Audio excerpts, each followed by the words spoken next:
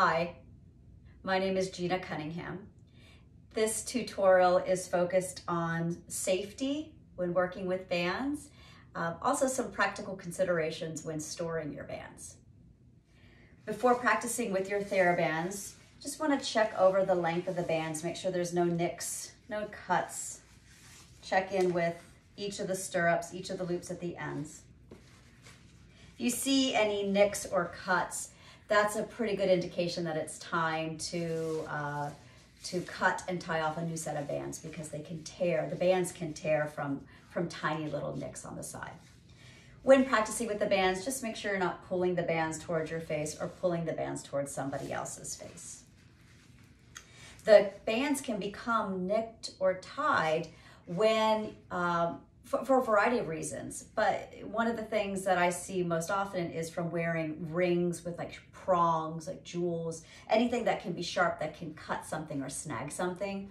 Also, if your yoga togs, your pants perhaps have some zippers or snaps or any sort of metal ornament on them, or on your shirts, any kind of metal ornament that can snag the band as well, because you'll be wearing the bands and they will be running, rubbing against your arms. They'll be, moving against your wrist, against your legs, depending upon the band arrangement that you've chosen to work with.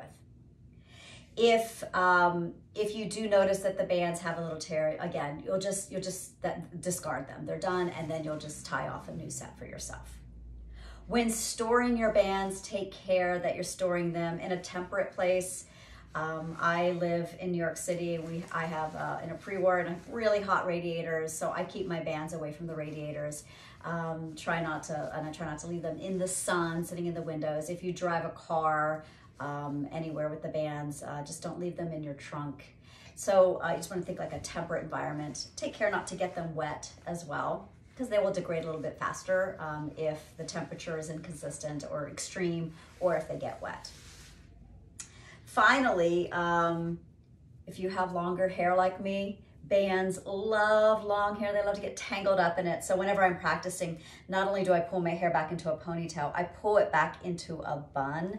So there's no chance that this bit of hair is gonna get tangled up in the with the bands, if I'm working with the bands behind my head.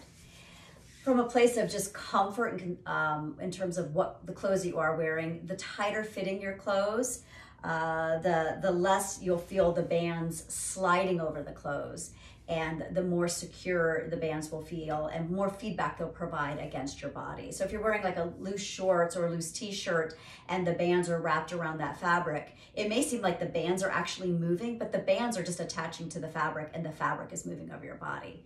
So tighter fitting clothes generally can help to provide a bit more feedback, clear feedback from the bands. So always check your bands before using them. Avoid wearing anything that might puncture the bands, tear them in any way. Take care of the environment in which you store them.